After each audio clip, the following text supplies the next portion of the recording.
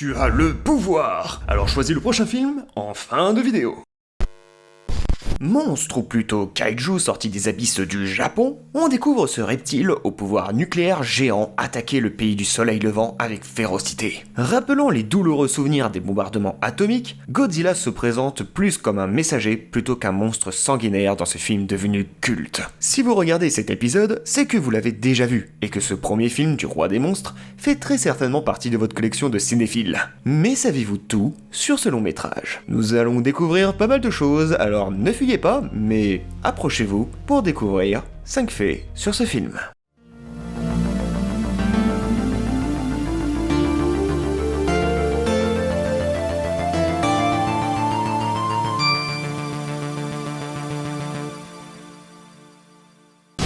Comment faire Godzilla?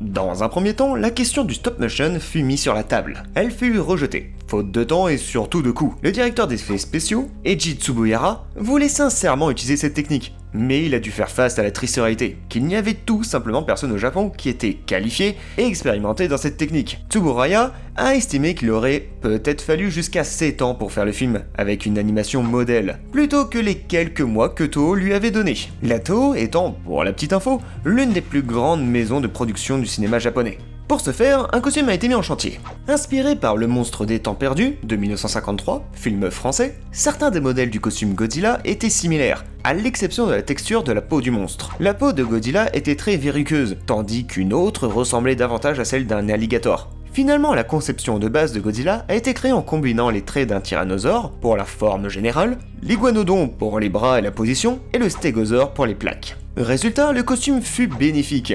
En effet, si les cinéastes étaient partis avec une marionnette en stop motion, ils auraient dû construire les miniatures à une échelle beaucoup plus petite. Cela a entraîné une perte importante de détails. Les miniatures dans le film ont pu être construites à mi-hauteur de l'acteur. Le film utilise cependant le stop motion pour 2 brèves séquences, dans lesquelles un véhicule s'écrase et la queue de Godzilla bouge.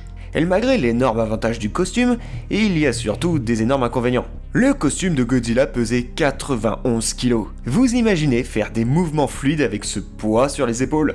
Il faisait si chaud à l'intérieur que l'acteur Haruo Nakajima s'évanouissait fréquemment. Selon Nakajima, les températures à l'intérieur de la combinaison ont atteint jusqu'à 60 degrés. Pour l'apparence, ok. Mais pour le son alors? Eh bien le département du son a essayé de nombreux rugissements d'animaux pour Godzilla, mais a estimé qu'il convenait pas à un animal d'une taille aussi immense. Akira Ifukube, alors compositeur pour le film, est venu au studio avec les rugissements de Godzilla, offrant un gant de cuir grossier et enduit de résine le long des cordes d'une contrebasse, et a réverbé le son enregistré. Ensuite, pour accentuer les pas, et ainsi donner cette sensation de lourdeur, le compositeur a une brillante idée. Les pas retentissants de Godzilla ont été faits en battant un tambour de bouilloire avec une corde nouée. Très ingénieux. Son nom.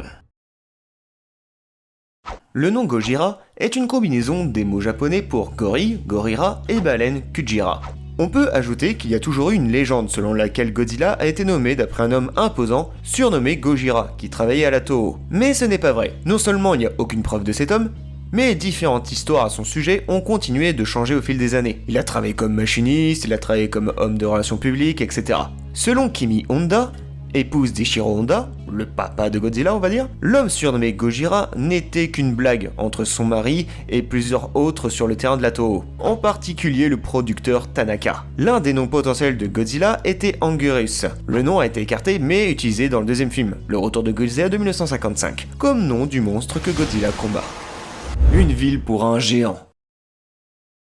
Les scènes du déchaînement de Godzilla ont été filmées sur un plateau surélevé, afin que la caméra puisse être placée à un angle inférieur. Le personnel avait conçu le sol en bois et en plâtre. L'idée était que l'énorme poids de Godzilla ferait couler ses pieds dans le béton et créerait des pas. Cela s'avérait être un handicap car l'acteur du costume trébuchait et tombait dans les miniatures, ce qui ruina une scène. De fait, le personnel devait reconstruire et réparer fréquemment les miniatures. La plupart des toiles électriques étaient en acier, mais celles qui avaient été fondues par le souffle radioactif de Godzilla étaient en fait en cire. L'équipe d'effets spéciaux les ont fondues en soufflant de l'air chaud sur eux, tout simplement.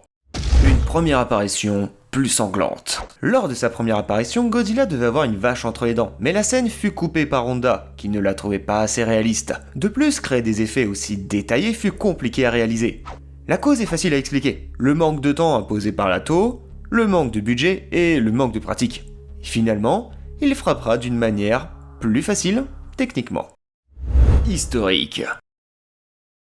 Les scènes de destruction et de panique humaine du film reproduisent efficacement l'apparence et la sensation en temps de guerre pendant les années 50 et 60, offrant à ces scènes une résonance et une vraisemblance que les spectateurs modernes ne connaîtront pas. La meilleure façon de faire l'expérience de ce message est de regarder des films d'actualité sur la dévastation de la Seconde Guerre mondiale en Europe et au Japon avant de regarder le film. Ainsi, on voit une similitude avec le traumatisme causé par les catastrophes d'Hiroshima et Nagasaki dans ce Godzilla. Un Japon d'après-guerre essaie de se construire face à une force presque imparable. Le réalisateur n'a pas simplement créé un monstre, mais une puissance destructrice qui frappe le Japon de plein fouet. Ce premier film de Keiju Eiga, traduit littéralement par film de monstre géant, démontre ici l'impact symbolique d'une époque pourtant révolue, mais pas si lointaine. D'ailleurs, on met plus en avant que la cause de Godzilla, c'est l'homme, avec ses essais atomiques. Le monstre n'a pas des allures mythologiques ou préhistoriques, mais le monstre est bien humain. La bombe atomique, c'est Godzilla, les monstres sont les humains qui l'ont créé. Cette monstruosité visuelle n'est pas fantaisiste, mais bien réelle pour ceux qui font face à cette représentation de la bombe atomique. Revoyez ce long métrage avec ses dernières phrases